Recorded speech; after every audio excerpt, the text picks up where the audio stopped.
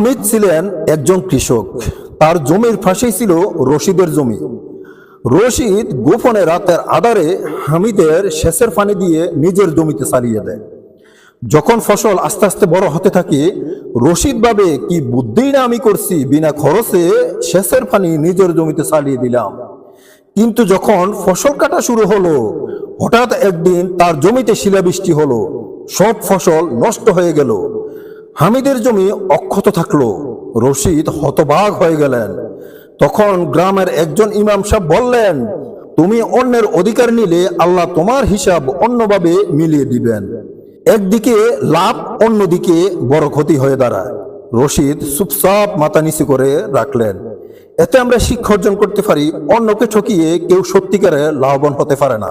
আর আল্লাহর বিচার হচ্ছে নিখুঁত বিচার। নূর ভাবনা, ইসলামের পথে আলোর দিশারি।